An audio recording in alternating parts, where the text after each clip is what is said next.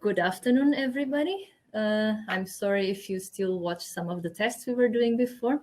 It's the new normal that we have working in this way.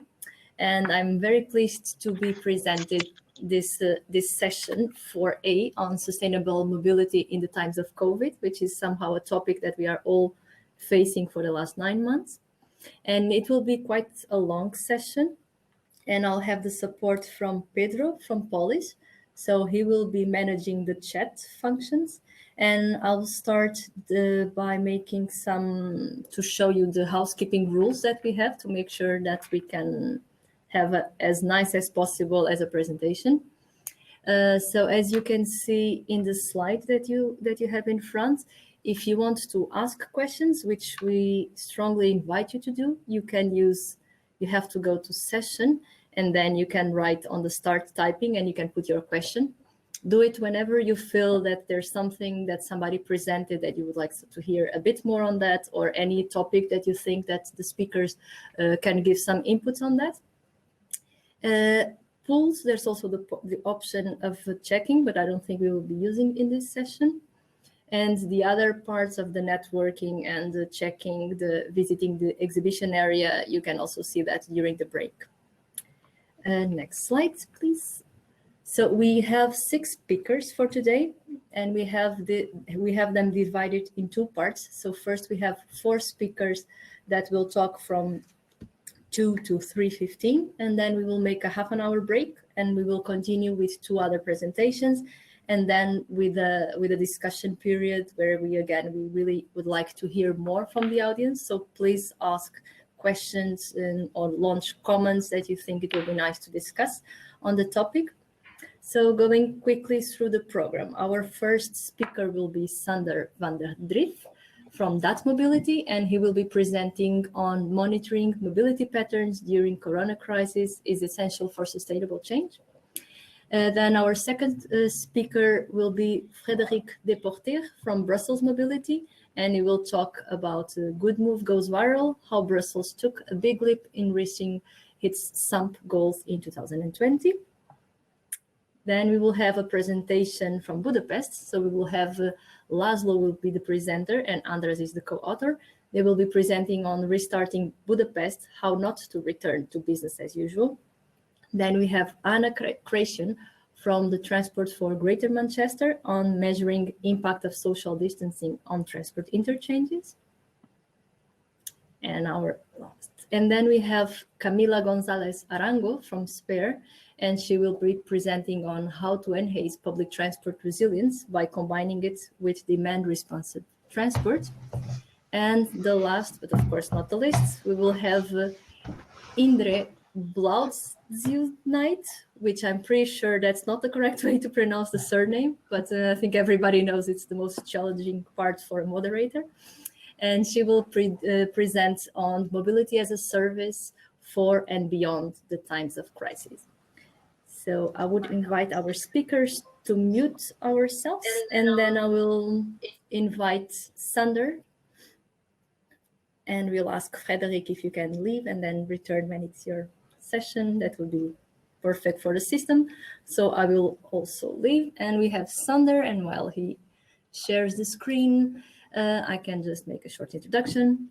So Sándor van der Drift, he works as a data scientist at DAT.mobility, part of Houdapple Group.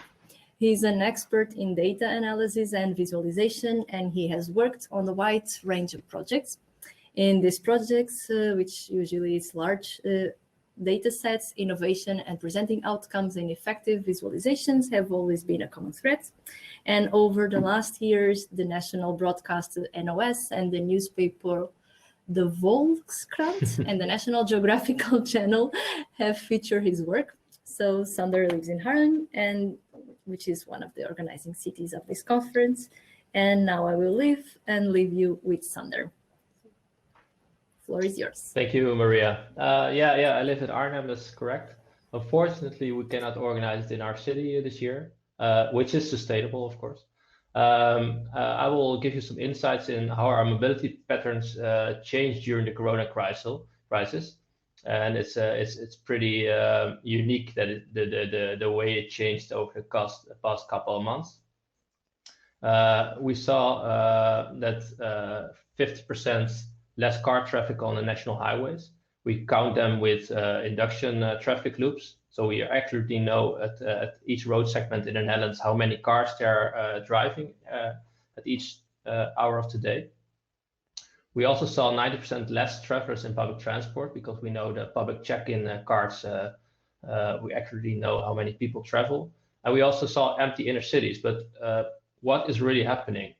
We can count traffic, but it doesn't really explain where people went.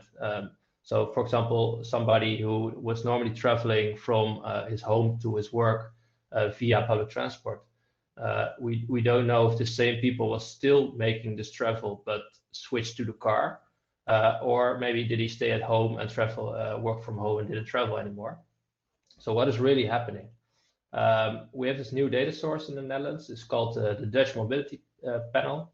It's a panel of 10,000 participants that are being actively, continuously tracked 24/7.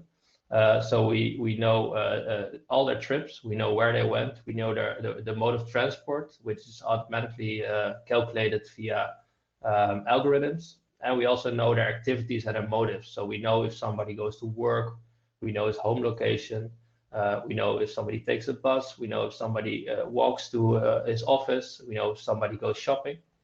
And it's very interesting because we know it from day to day, which is very valuable if you want to actively monitor change, and also if you want to actively monitor if change is sustainable in the end. It's a cooperation between 3 companies, Mobilot, Kantar, and DAT.mobility, and I work at DAT.mobility as a data scientist. So I'm actively working with this data every day and creating all sorts of insights. This is something that I created during one of the first weekends of the lockdown. I was a bit bored, so I thought, okay, this data set that we have, I wasn't working that much with this data set before. I was doing all sorts of other projects, but let's make a nice animation with the change in travel behavior over time. So on the left side, you see all the panel members traveling throughout the Netherlands. And on the right side, you see the travel pattern compared to the travel pattern before the lockdown. And what we, of course, immediately saw was that the rush hours disappeared, because many of the people that stayed at home, they didn't go to their office anymore. So we saw a large decline at car. We saw also a large decline, of course, with public transport. And we saw an increase of walking during the day. Also interesting to see that there was like this little bump where it's coming right now, just after lunch break, people take a short walk. And also after dinner, people spend most of the times at home during the day. And after dinner, they go out and have a little bit of fresh air to reflect on the day. So that was picked up by a lot of news agencies in the Netherlands, which was pretty exciting. So a lot of the Dutch newspapers like NRC and the Volkskrant, it's good pronunciation, Maria, but also the NOS and some other local news agencies, they produce a lot of insights based on our data, which is of course very interesting. So I want to show you some of the patterns that have been occurring over the last months. For example, what you can calculate is an average travel time per panel member per mode, as you see here in this graph. You immediately see the lockdown in week 11, where the amount of time spent in a car really drops, and also the amount spent in public transport really drops. And cycling and walking stayed pretty the same over time. It's also because of seasonal influences. You see a lot of spikes, for example, in cycling and walking. So at nice days with nice weather, people tend to go outside and walk a little bit further, or make a nice cycling trip. So after this really the lowest point in the lockdown, which was around week 14, 15, halfway March in the Netherlands, we saw this steadily decline week in, week out. And then during the summer period, it started to stay stable over time. After the summer period, you see this lockdown in week 42, where we have this increase of contaminations in the Netherlands, and people were asked to once again stay at home, work from home. But you see that the change in mobility patterns is definitely not as abrupt as it was before. Interesting fact also in the beginning of the lockdown, at the first 6 Sundays, I think, we actually saw that people were spending more time walking than in the car, and that is something that actually didn't happen since 1973, I think, when we had the car-free Sundays in the oil crisis. So that's an interesting fact and pretty sustainable. So here you see some patterns, index patterns of car and public transport. So we see that especially public transport declined a lot, and it's still very low. 2 weeks ago, it was at 33% based on our panel. And cars is around 80% at the moment. But interesting information. And it's also the same patterns as what we see on the highways with the amount of cars that we count over there. Usually you see some daily patterns, so you also know the starting time and end time of trips. So you can also see what times of the day are people more traveling and which times are more quiet. But we immediately saw that the rush hours for car and public transport disappeared. Also for cycling, you see this rush hour not anymore. But you see more cycling during the day, and you see also those evening walks that I was describing before. So these are interesting patterns that we saw occurring. This is the pattern of people that actually went to work. What we saw also in the previous slide, that we saw that the rush hours disappeared. That's also what we see back if we only look at the trips that actually go to an office location, for example. That we see that the decline of trips to those locations even bigger than the overall decline of cars. And it's also we see not so many traffic jams anymore in the Netherlands, and it's also because in the morning and evening rush hour the traffic intensities are a bit lower. That's also what you can see back in this graph, that we see the biggest decline of people that stayed at home at these times today. So what I said, you can also look at specific destinations. So for example, the office, but also for example, sport locations or shopping, etc. And here you see sports, which was actually totally closed down during the first lockdown. So team sports were not allowed anymore. Sports schools closed. So that's actually what we saw back at our panel data. We saw a very big decline, and it was rising again in June and July. During the summer months, there's less team sports, also less people that go to a sport location. So we saw this decline again. And after the summer, we saw that you have those 5 big spikes popping up in the data. So those are the first 5 Sundays where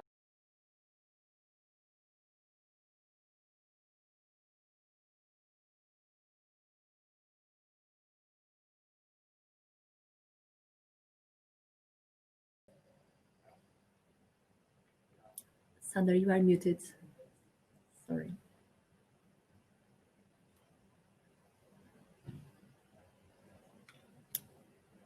Sándor, I'm not sure if you can hear me, but you are muted, so we can't hear you. You can hear me now? Oh, it's yes. Strange. Okay. Thank you. I don't know how much you missed, but here you see this model shift.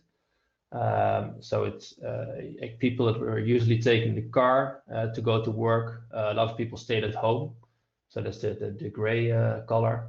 And people that were normally taking public transport, only a small percentage were taking public transport later on. So you can see that in detail. 86% of the people stays at home, 14% was still traveling. And of those 14%, we could also see if people were still taking public transport or if they switched to a different mode of transport. And of course, you want to monitor for sustainability if people that were normally taking public transport, if they don't switch to car, for example. It's something that you would like to avoid. Interesting patterns. We provide some insights to the ministry. So we provide them with weekly insights on our panel, based on our panel. And they have this big monitor of all sorts of mobility patterns in the Netherlands that they present, which our data source is now one of the main indicators and main data source that they present. So that's really nice. And we also are creating some regional dashboards at the moment. So, for example, for the municipality of Schiedam, we have this model split dashboard.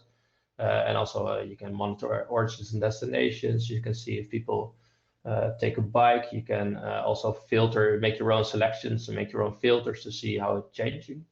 So that's very interesting. And currently we're also developing similar dashboards for some municipalities like the province of Gelderland or provinces, and also for the province of Overijssel and Limburg probably.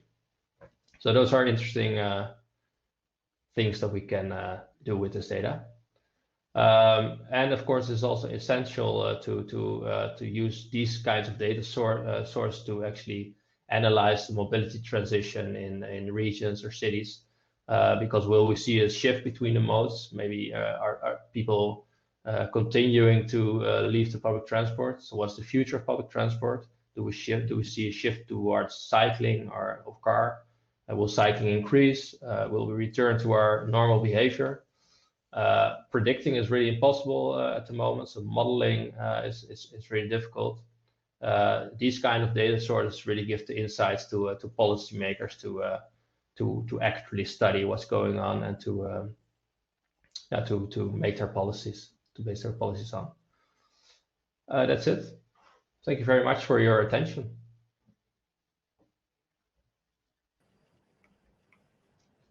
Thank you, Sándor. Quite interesting. I hope I wasn't muted too long. It's strange. No, okay. It was not too long, but it takes a bit for me to be able to connect. But thank you for your presentation. I think it's quite interesting to see the potential of data, and especially in this period that it was quite useful to understand and to have a look to people's behavior. So I would like to ask Pedro if there are any questions for Sándor in the sites, in the chat, sorry. Yes, hi. One question from Michiel Pena. He asks, are the transport modes automatically detected because of speed, for example? Or do the panelists have to click on every trip they do to show if they are taking a car, public transport, etc.? Second related question, are there incentives for the panelists to share their data? Good questions. First things first, we are using algorithms of Mobidot, and they developed technology with all sorts of smart algorithms to automatically detect the travel mode. So it uses all sensors in the mobile phone together with the trajectory that people are taking to estimate what mode of transport is being used. For example, if you travel over a public transport trajectory, for example, a bus, it also tries to estimate if the bus is really making this trajectory, and it even sees if it stops at bus stops, etc. And for example, if you cycle, you also have a lot of motion in your phone, so the phone is also creating a sort of pattern that says, hey, I'm cycling at the moment. So it uses speed, it uses locations, uses different sensors like the gyroscope in the mobile phone to estimate the mode of transport. And we are making use of the Kantar panel, which is a big panel of 100,000 people in the Netherlands. And those people are getting incentives to actively participate in this panel.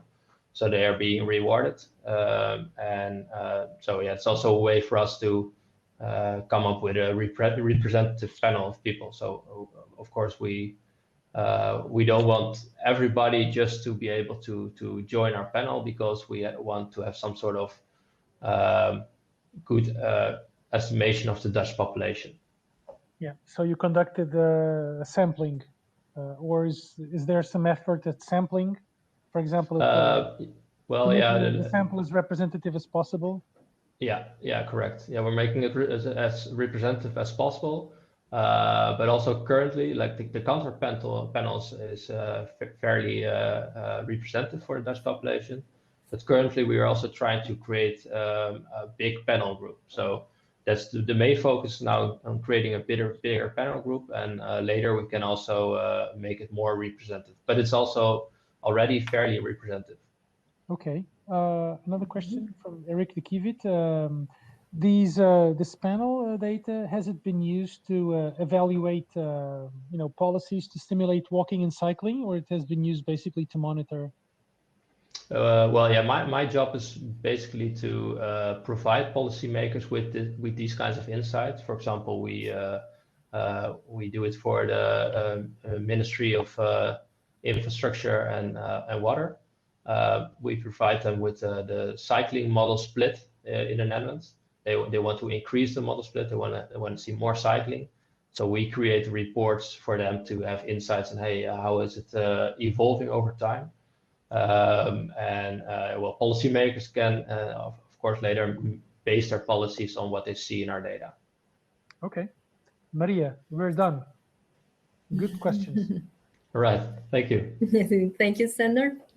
So we will have a bit more time in the end for a general discussion. So all the more general discussions, which is basically the main question that everybody is asking, it's how do we see the future? So we can save that as a topic for discussion in the end.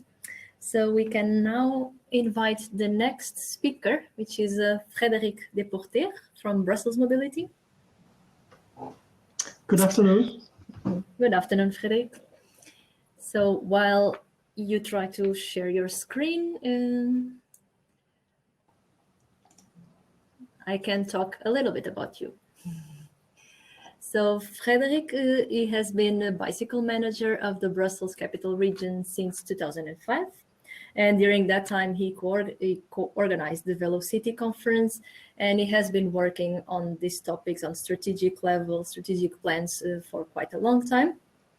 And on a more personal level, he's a good example of somebody who managed to influence their kids to use the bicycle. So they are, since 5 years old, they are using the bicycle to go to school. So that's an example of how to pass the message. And we can see your screen now. So I will leave you with Frederik. Frederik, floor is yours. Thank you, Maria. What a pity we're not in Arnhem today, because Arnhem is always the city I refer to when I want to explain to people that Brussels is not hilly. Arnhem is hilly, and they have more cyclists than we do. Actually, the presentation I'm going to give is focusing on the same things as the previous one. Actually, what happened during confinement during this year's pandemic, and how Brussels reacted, and what results did it give in the modes of transport. But to start with, I have to tell you a bit about GoodMove. GoodMove, which is our sustainable urban mobility plan that was awarded the EU SUMP award this year. And it actually proved to be the perfect framework for all the action that we have undertaken during this year's strange momentum. GoodMove is a mobility plan that was made for a long time. It was in preparation for 2 years, with an intense cooperation of all stakeholders in the field in Brussels. So public transport users, user groups, or walkers, cyclists, but also offices, local administrations, etc. So it is a plan that is supported by a lot of instances in Brussels, and it's not only a plan that organizes flows of cars or public transport vehicles.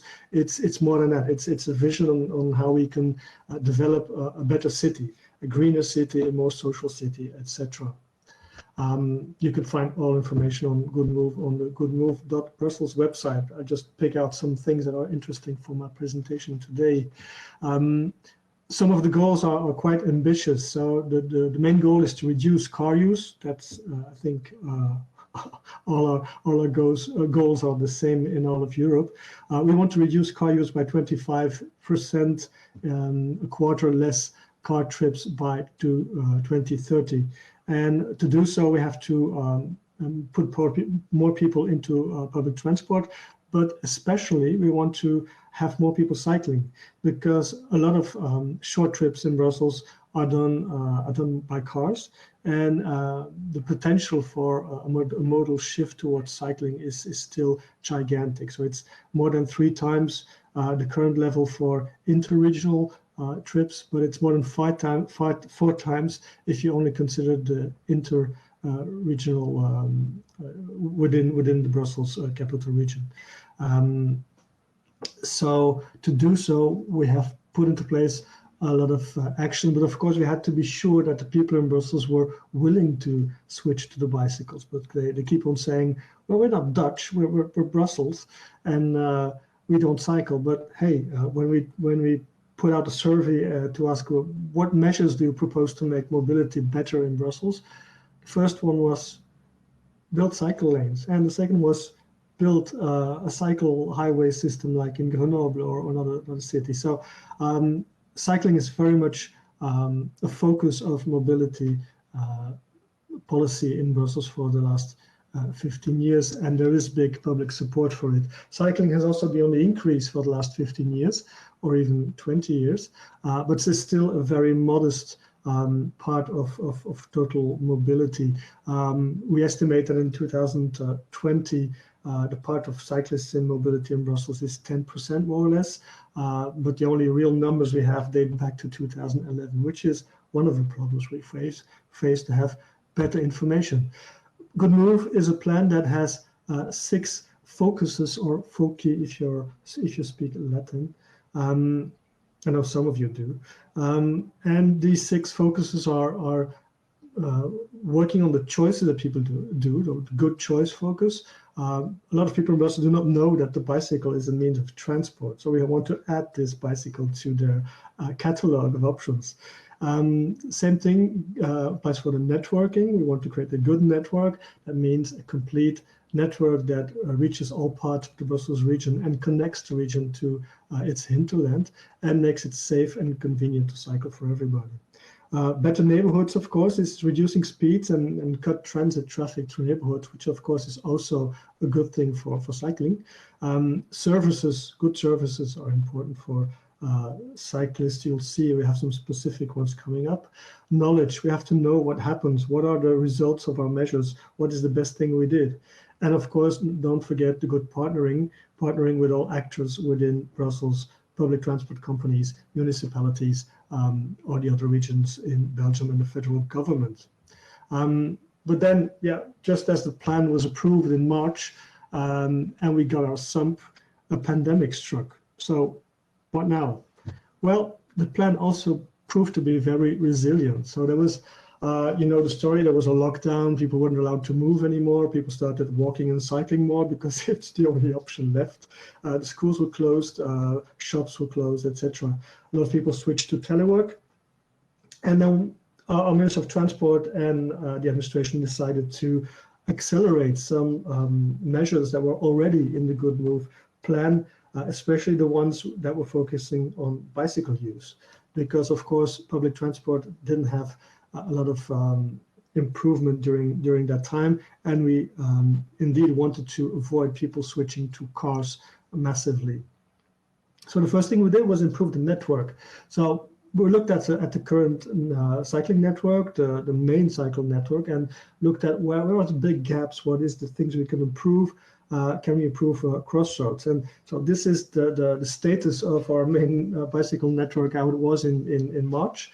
The red ones is where every infrastructure is missing, so it's just a line. It's not a real network. The orange ones is where some infrastructure is already there, but it's definitely not good enough to attract a lot of cyclists. And the green one is considered okay. So you look at the numbers to the right. Only 1/3 of the network is considered okay, and only half of it is existing. So we have a lot of work to do to complete the network. And so yeah, we started to think about what could we do quickly. And so the first thing we did not make headlines, but it proved to be very efficient. It's improving crossing conditions. So all these automatic car-driven traffic lights were immediately switched off to short cycles to make crossing quicker and more convenient for pedestrians and cyclists.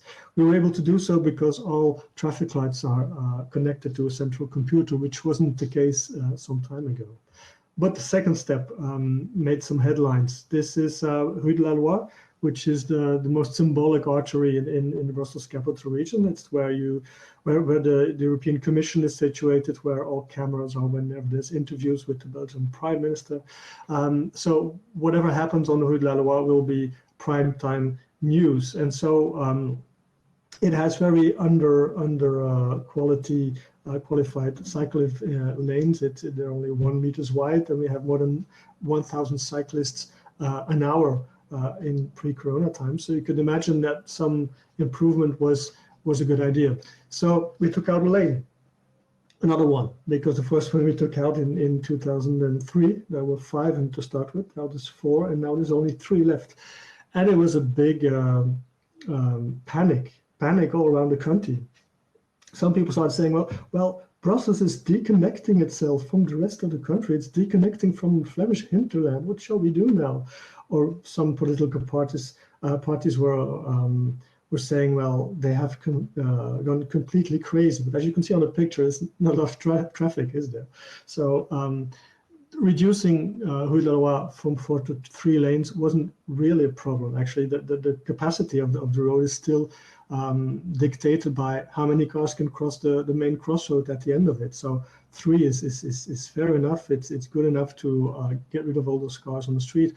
And so we could give more space to cyclists with a more or less dysfunctional bidirectional cycle lane that gives some problems in the crossings.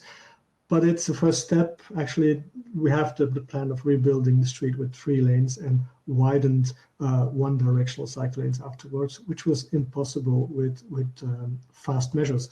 And so more were to come. 40 kilometers of them. So all these dots on the map are missing links in the cycle network where we started to build Corona cycling lanes. And some of it were on the highway. It's a cycle highway which is on the highway.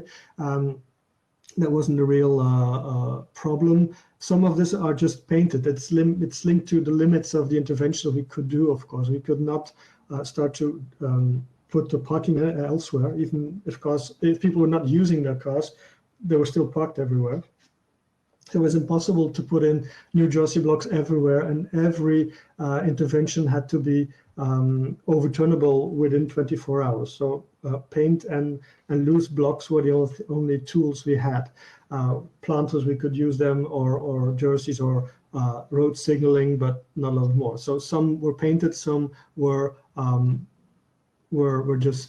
separated with concrete blocks. These are just some examples. We actually had quite good returns. Some of these, as the picture to the left, was a missing link for the last 10 years, and because we needed the 2 lanes to get more car to the Montgomery roundabout, and suddenly we were able to put in the cycle lane, and it's still there because you don't need 2 lanes if you go to a roundabout.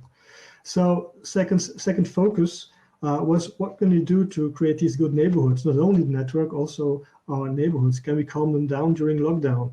And yes, of course, it was easy. Just put in some planters, some signage, and this is the Ixelles Lakes region, which is a very beautiful place to stroll. 2 planters that were put in by the region. Actually, the region had a call towards the local districts. If you want to do some intervention, we can help you physically with material and some help. So that's what we put into place.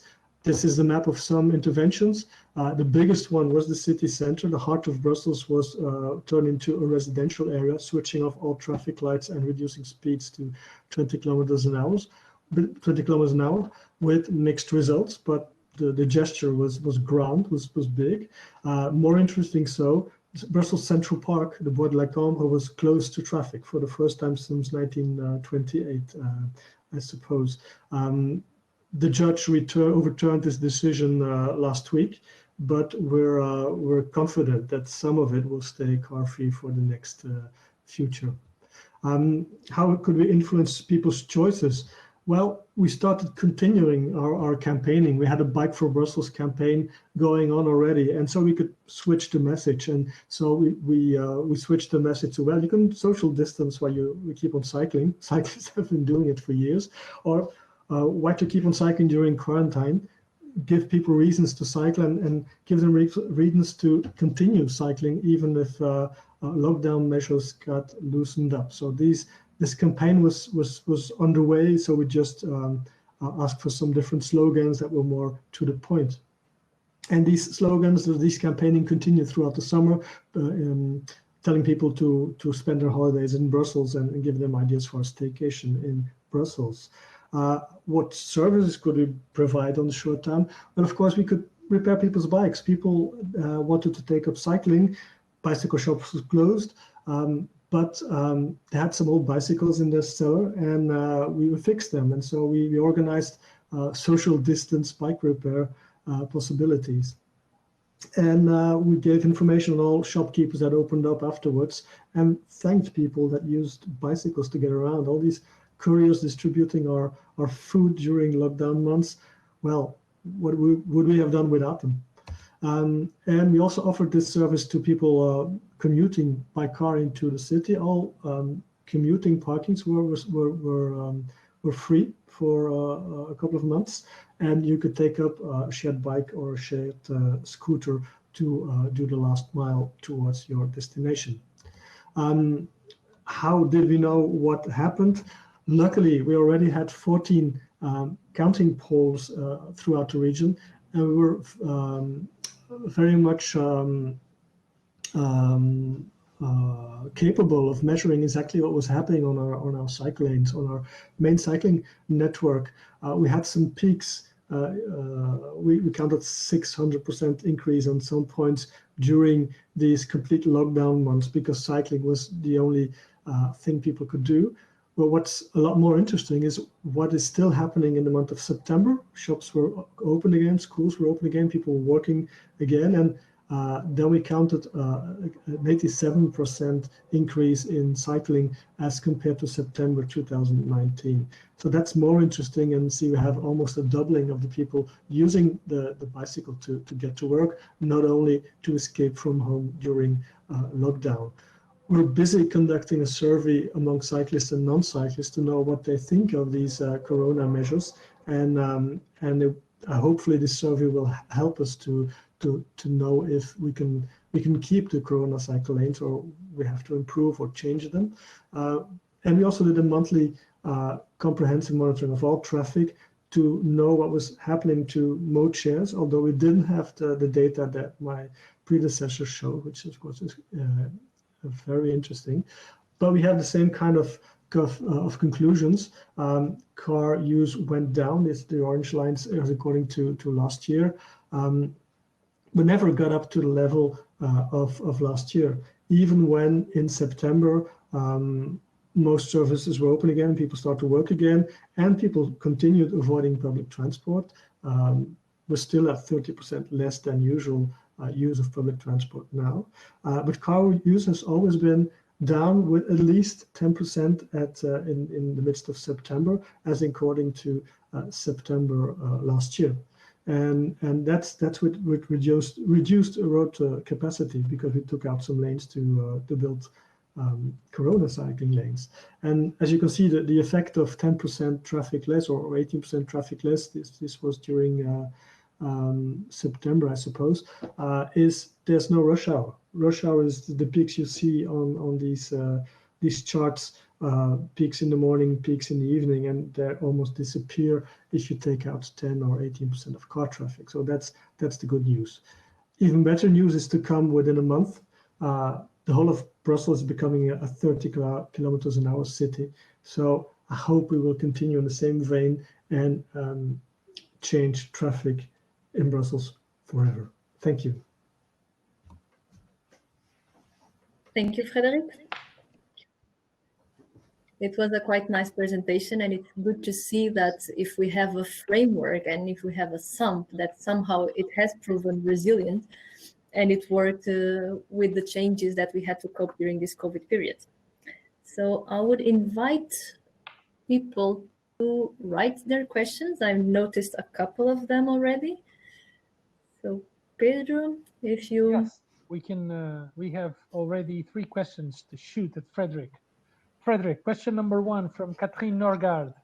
What are the plans in Brussels to keep the air quality and possibilities to enjoy the parks and biking after the pandemic and the lockdown? Question number 2 from Sander van der Drift. Interesting to see that these charts are very comparable to our patterns in Netherlands. Would you like to comment on that? Question number 3 from me.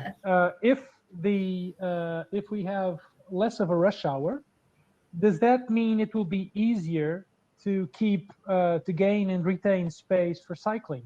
And finally, from Pasquale Cancellara, are there plans to implement simple and cheap measures, such as adjusting traffic lights and giving more time to pedestrians to cross? Well, there are, I know. Maybe so we can make test your memory. We can make just a short reply, and if there is no time, we can pick some of the questions for later as well, so that we don't ruin the schedule. Yeah. Yeah, just for the last question, we did change the lights already, so we're not returning them to normal now. We're just trying to keep them with short traffic cycles as much as possible, and see if it's possible to have this priority for cyclists and pedestrians. Probably we'll have to adjust some of them, but it's part of the goal. We won't. The first question was, what are your plans to keep out the cars? Well, of course, we're working on evaluating all these corona cycle lanes, monitoring them, and see what happened to travel times and how many people use them, and if there's any road safety problems. So this monitoring will help us in keep them. Legally, we're allowed to keep test situations for 2 years. After these 2 years, we have to ask for a building permit to keep them or to change them into a final go. So we're working nowadays. I mean, we're even looking at Europe to give us money to build all these cycle lanes. So it's very much the goal on keeping the cycle lanes, because they were already in the GoodMove plan. We had already projected to build these cycle lanes anyway. It's just a quicker way to do them now. What was the second question, Pedro? Or was it Sander? Yes, these charts are very comparable, although that in September it would be interesting to see if there's an increase in cycling in Holland as well, because of course you have the cycle infrastructure need, and we don't. So to see what the impact is of the new cycle lanes on mobility in Brussels would be interested as compared to Holland.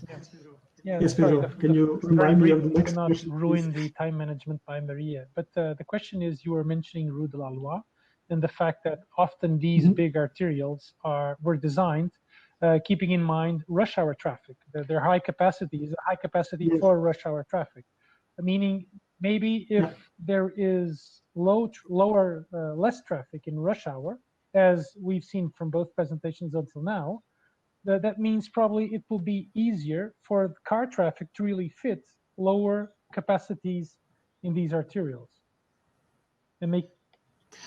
Yes, well, you have to know that GoodMove really is a shift in paradigm in how we think about mobility. And so one of the most important steps, of course, is to,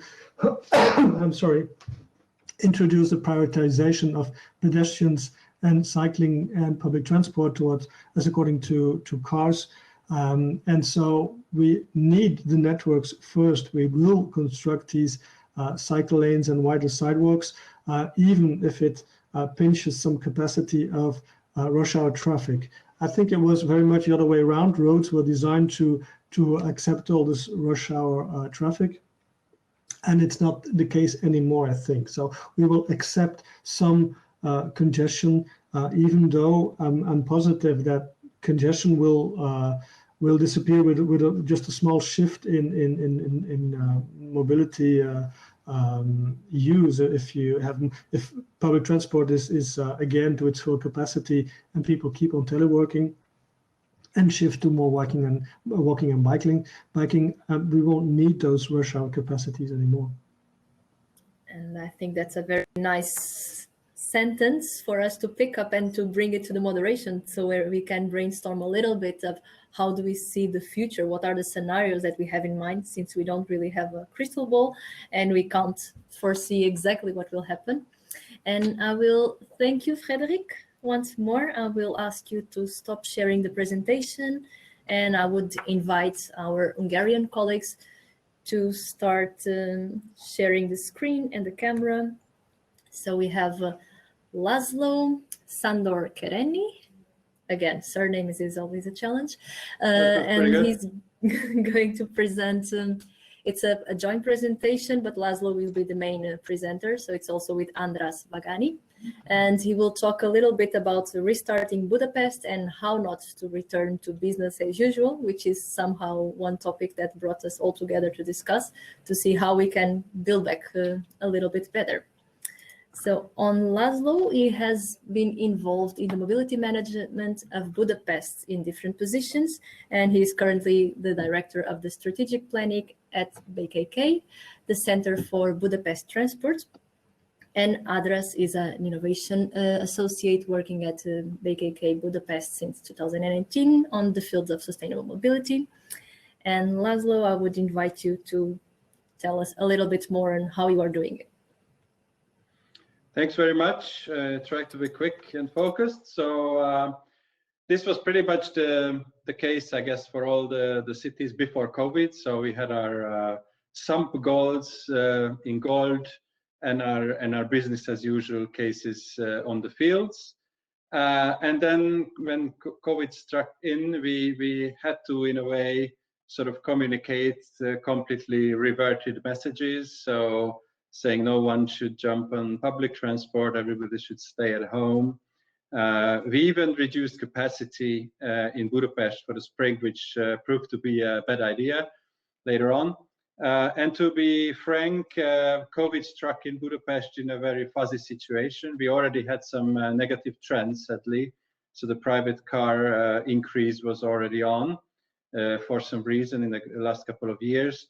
And more to that, we also had a new mayor last year, a good year ago. So it was a bit of an institutional uncertainty with a new mayor and new CEO and all these kind of things. So it was really a difficult situation. However, we obviously, as all other cities all over the world, we tried to do as much as we could to sort of fight this situation. I would say we had these two pros. So we did provide not only regular services, but new mobility options. And we also protected not only passengers, drivers, but these new facilities like bus lanes and the space finally. And obviously, we did not only focus on the regular business as usual approach while talking about passengers, so not only safety and security, but we had obviously all over the world much more focus on health, which was a new element. And also we had to fight some funny situations following a government decision on the free parking in cities, which was obviously not our idea, but that's what happens when you have a mayor from the opposition. But that's another story.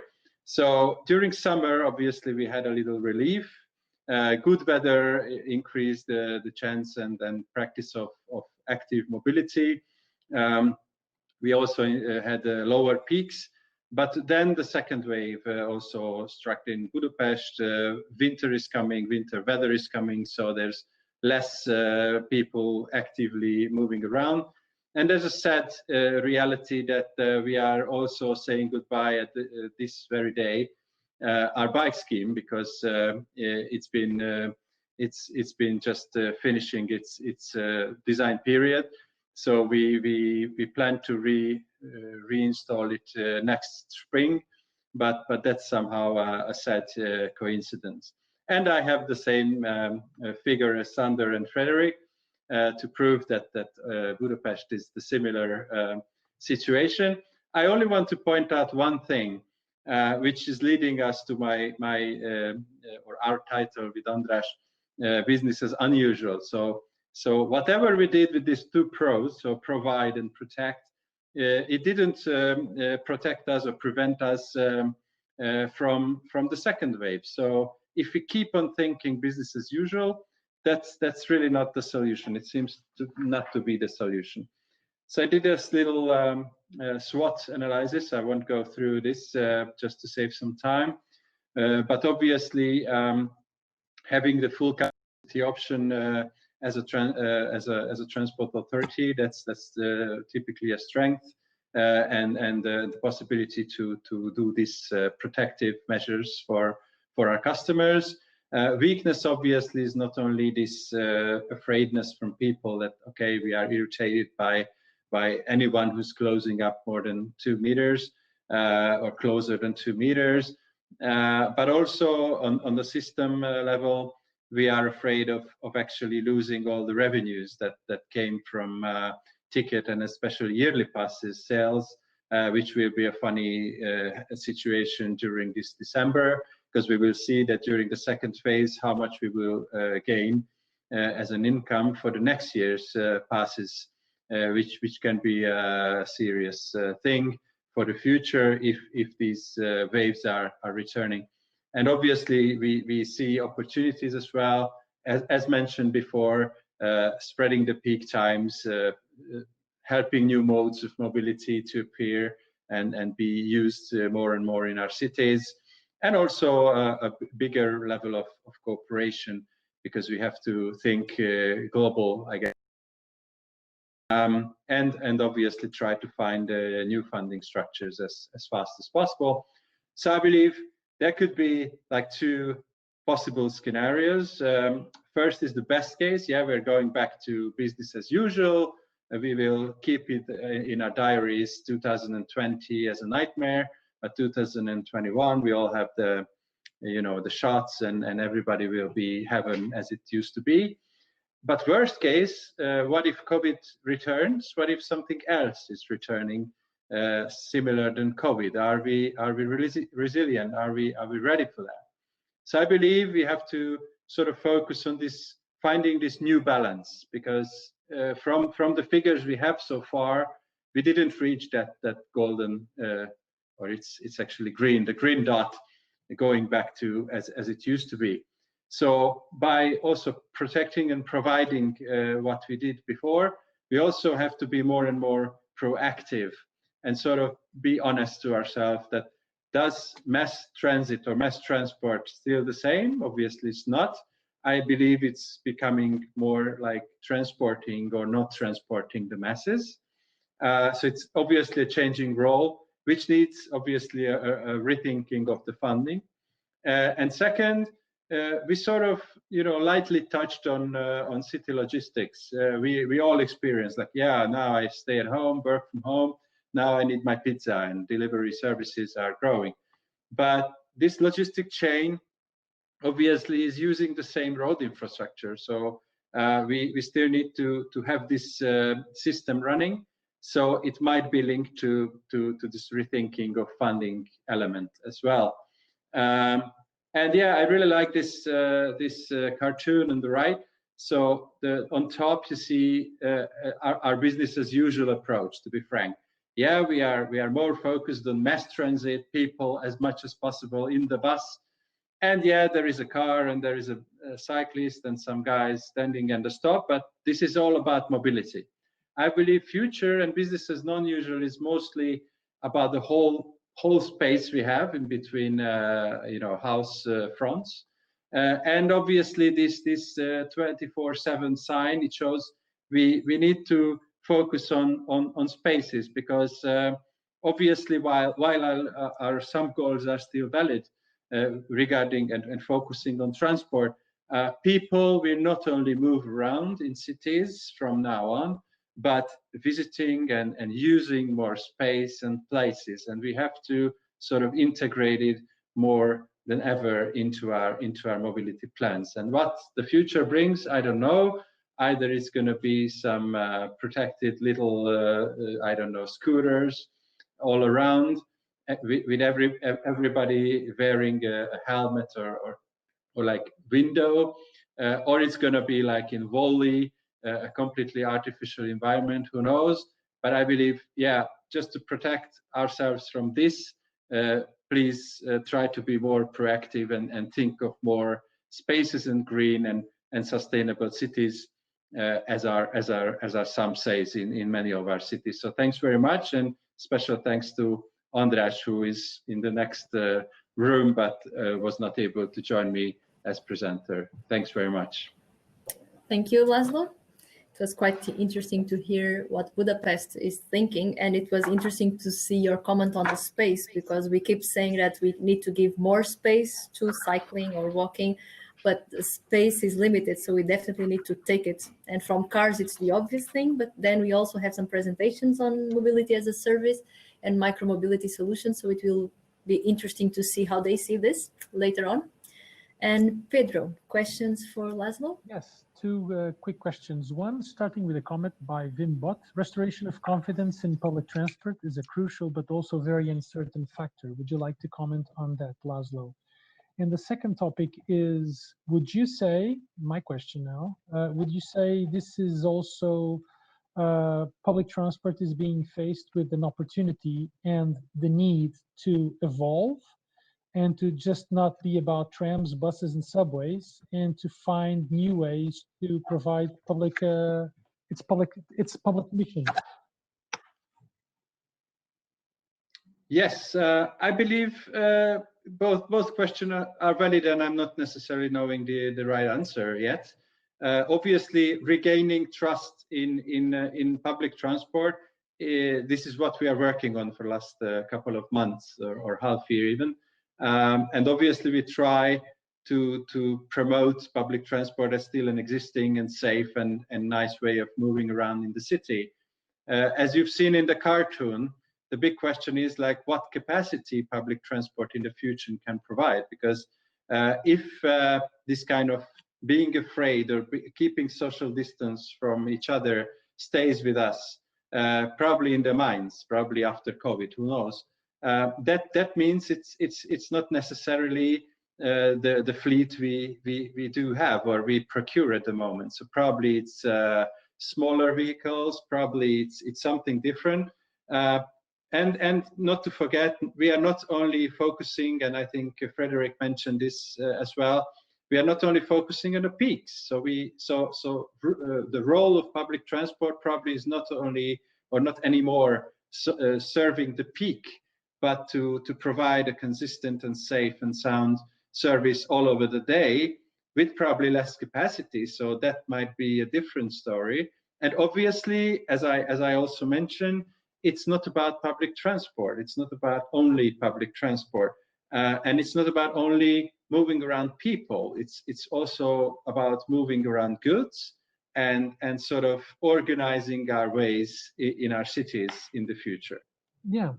Another two questions quickly. One from Peter Dehan. I saw a lot of space on sidewalks, but most times occupied for parking cars. Is that still the situation? And another question from Frederik Depoortere. Why was car use going up in Budapest before the lockdown? Well, the first question is easier. I think it's getting better and better. And we ourselves and municipality and some inner city district municipalities, we are working on to change this situation with the sidewalks. And currently we are working on a new approach to parking, actually. There is a discussion going on how to reduce local, like residential and free parking, especially. So there is a lot of things going on, and I think in a good direction. To answer what happened with our model split, that's a more difficult one.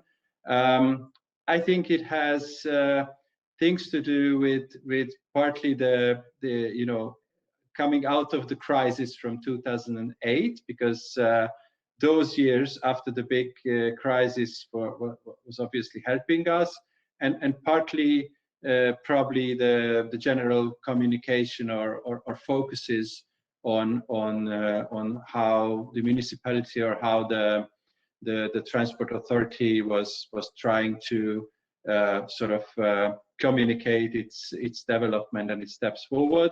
our new mayor is pretty pro sustainable cities and urban spaces. So we really believe that that trend will change, even with the difficulties of COVID. Thank you, László, for addressing those questions. And I would like now to invite you to stop sharing your presentation and invite Anna Craciun from Transport for Greater Manchester to share the screen and to introduce herself. Anna, now it's your time. Thank you, Maria. Hi, everyone. I hope you can hear me well. I'll present my screen now. Did a few test runs to see if I can work with presenter mode, and that didn't go very well. So you just have to bear with me whilst I try to remember all the statistics. So a quick introduction about myself. I have previously worked at Transport for Greater Manchester. However, I've recently joined Humanising Autonomy, and I've put together a few words about who Humanising Autonomy are. But today, I will speak to you. I'll be like Dr. Jekyll and Hyde, basically from two angles. So I have two hats on today, from the Humanising Autonomy perspective, but also from the public sector perspective at Transport for Greater Manchester, where I was delivering this project, which is in partnership with Humanising Autonomy. So hopefully I have a good overview as the project manager of it. So a quick intro to Humanising Autonomy. If you're not already aware of us, we are a London-based startup of 30 people, and we provide camera-based predictive AI solutions. So this project was a perfect fit for us.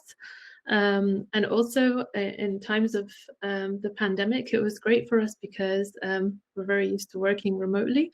So we didn't have to make any site visits or actually have to go on the ground. So everything was done remotely for the whole project. And now my public sector hat goes back on. And so this is something that was a real struggle, and I think will continue to be an issue for public sector authorities. The perceived versus the real risk of COVID-19 and people's use of public transport, because I'm sure just as all these news stories were coming up in the UK, it was a similar case for every other country where, public transport was completely demonized and made to sound like the worst solution. And of course, it didn't help because the government measures were telling people to not use public transport. And if you're a city employee, just as well as I do, and this flows well with László's presentation, not having people on public transport, of course, affects our revenue streams, and that, of course, affects the improvements we're able to make in the future for the network. So there's a very, very vicious cycle there, and that we're trying to get out of. And there was a lot of effort done in Greater Manchester for the 2040 transport strategy to start modal shift, to change behaviors and get people using bikes and walking. And now, of course, we have the introduction of e-scooters, and that kind of was put to a halt by COVID-19. And of course, now there's a lot of effort being made to continue the positive behavior that was exhibited during the lockdown, when there were a lot of people walking and cycling. I think just a quick note to add, because I've done a lot of work recently with regards to inclusivity. Whilst for a lot of people, walking and cycling is a possibility, for some, bus is the only way they can get around. So just keeping that in mind, that taking away that mode and making it sound like the worst case scenario does socially isolate a lot of people that were really dependent upon buses and trams and trains. So I think a lot of work needs to be done in this space to ensure that it is safe enough, and then also change the language around how the modes are portrayed. So this is what we're hoping the outcomes of this project will be. It was an SME and public sector collaboration in response to a challenge opened up by the Department for Transport in the UK. So they funded the project £50,000, which was 6 months long, starting in June. And yesterday was actually the final day. So last week we had a lovely meeting of going through all of the findings from the project, and that was quite good to see that a lot of people have taken up public transport more, and also the insights from the project are helping with the messaging around people using public transport. So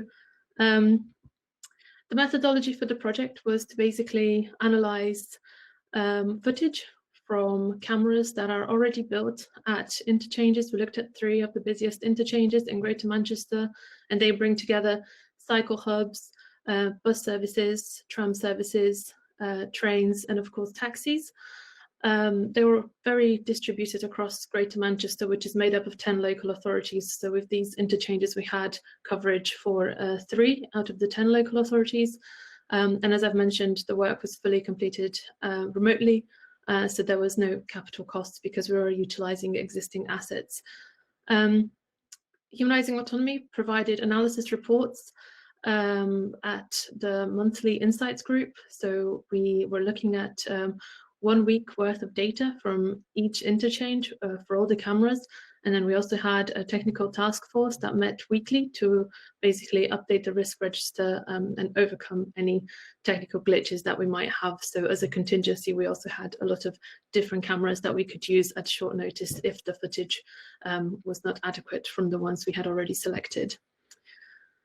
So the metrics that we calculated included total footfall, footfall by peak times, movement paths of people within the interchanges, dwelling, so understanding how much, like what's the waiting time of people waiting at the interchanges, number of people within 2 meters, 1.5 meters, and 1 meter of another person.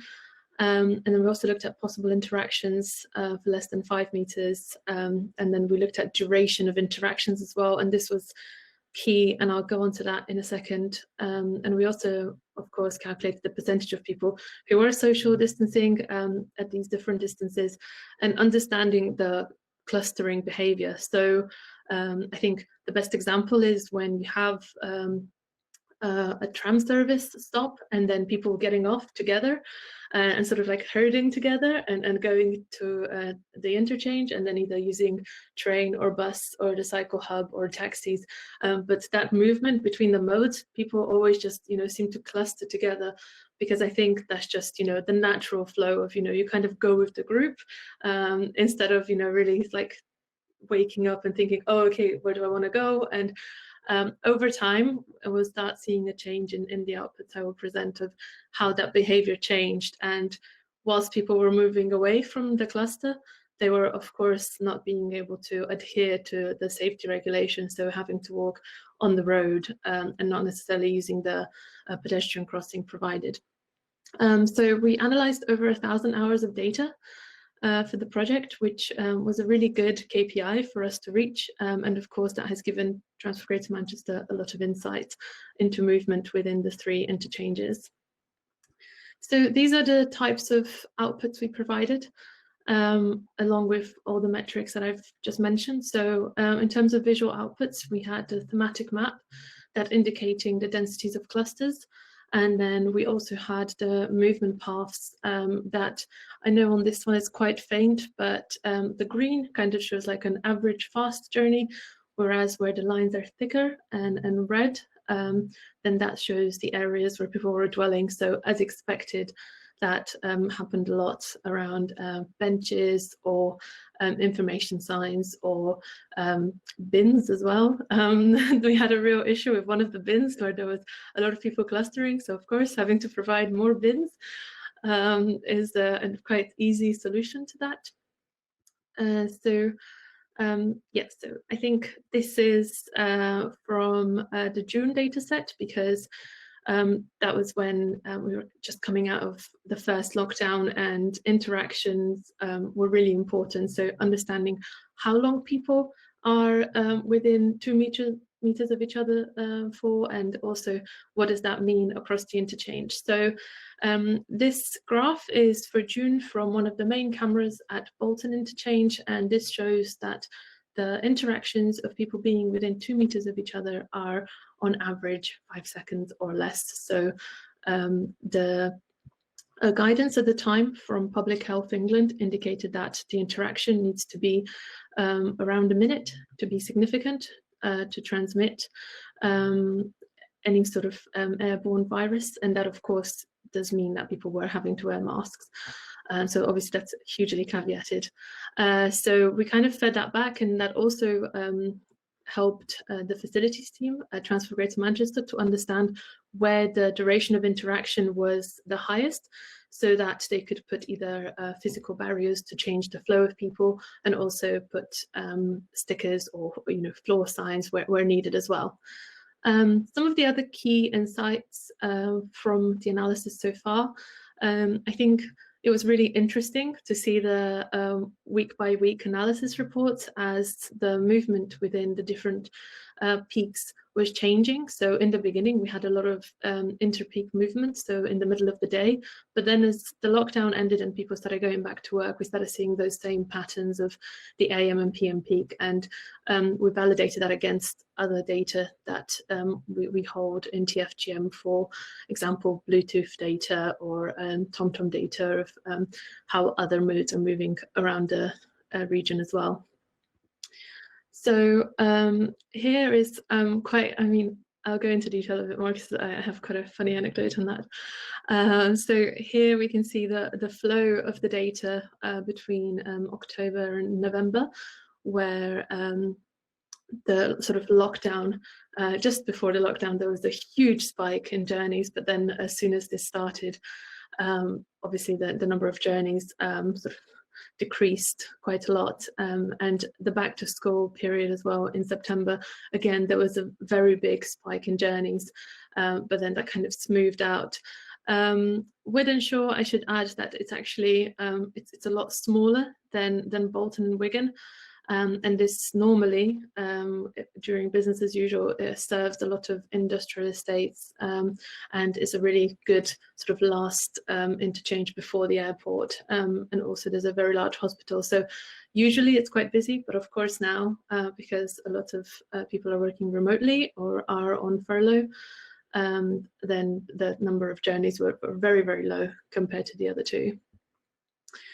So yeah, here you can see how even though there was an increase of 60% when people were going back to school in the footfall, the percentage of social distancing actually increased between June and September. So there was, again, back to media and negative press. There was, of course, a lot of that around, kids going back to school and making public transport less safe. But actually, you can see that due to the different measures that were implemented month on month, the dispersion of movement within the interchange wasn't as clustered as in the beginning around certain locations, and the social distancing percentages were still quite high, which was a really good news story.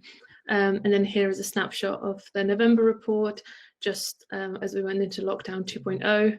And here is a closer view, and we just assumed that the spike here that was actually really, really high. It was showing the same pattern as people from the first lockdown, where interpeak travel was just very, very high compared to the other peaks. And of course, we just related this to perhaps people going to do their last supermarket run.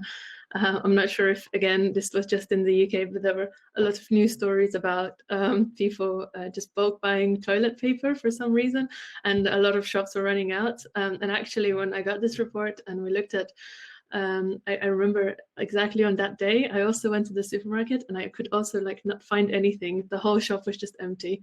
So that was quite funny to see that in the data in a project that I'm actively managing. And as I've referenced before, the validation of data. So this was looking at, again, the November data set and validating against the City Map and Mobility Index for Greater Manchester. So it's all good. And it looks like we're not saying, some very crazy figures. It all seems to align very well. And this was, I think, an additional part of the project where I've sort of mentioned before, the fact that we start seeing these different behaviors. If they're not clustering, they're just doing some crazy movements that are not necessarily in line with the road safety regulations. So this is a secondary component of the project that we're now looking into a lot further to understand why the infrastructure provision is not good enough, and really who is this affecting, because this looks like something that would really impact wheelchair users. If they're not feeling safe enough to cross here, they don't really have another choice to go another way just because of the safety barriers here and a very narrow bottleneck. So that's it. I'm open to any questions either on here or if you'd like to contact me afterwards. I'll let Pedro take that on. Thank you, Anna. It was quite nice to see the two hats you mentioned, and I would even add a third one, because if we all had those two plus the citizen hat, I think we would be able to take some better measures. And we can have a look if there are some questions. There are no questions, and there are no questions, so I'll just maybe shoot a very short question to Anna, or Maria, if you'd like, we can take questions right after we come back. How do you prefer? I think you can shoot one last question and then we just go for a break. So yeah, so how, so you have data. From this data, you can connect actionable insights. And how did the process work to go from analysis to decision-making? Was there any specific process that you created inside your organization to make sure that data is used to actually support decision-making, and not just to have people look at data and, oh, what a nice map? Yeah, so for that purpose, we had the monthly insights group. So I think communication is one of the key parts of the whole project, just because using AI on video data is a bit scary for a lot of cities. Not everyone feels very comfortable with it. So during our monthly insights group, we discussed the results that we saw from the analysis, and using those meetings, we identified what needs to be done in the next month, so that we see a change, or we make sure that we address an issue. So, for example, the first month that we analyzed was actually May. And that's when we really identified that problem with people clustering around the exits and entrances. So, which is quite strange, because May was a pretty nice month. So it wasn't like, people would have to wait by the entrance to hover and wait for a taxi or for someone to pick them up or anything like that. So after we identified where the clustering was taking place, then the facilities team for the interchanges put like one-way systems around the entrances, and then we saw that for the next month, people were moving a lot better within the interchange space. So that's really positive, and that showed a lot of promising results where social distancing also increased. Another good example was between September and October, because of how worried we were that people going back to school would really affect the social distancing percentage. We put videos at the interchanges and also just sort of voice messages as well, of showing what we've done to support social distancing, giving people the percentage, the overall percentage of social distancing at the interchange, and thanking them for their positive behavior. And also that helped us maintain those really high social distancing percentages. Thank you, Anna, for the answers. So I think we are a little bit late, so we have a break now of half an hour.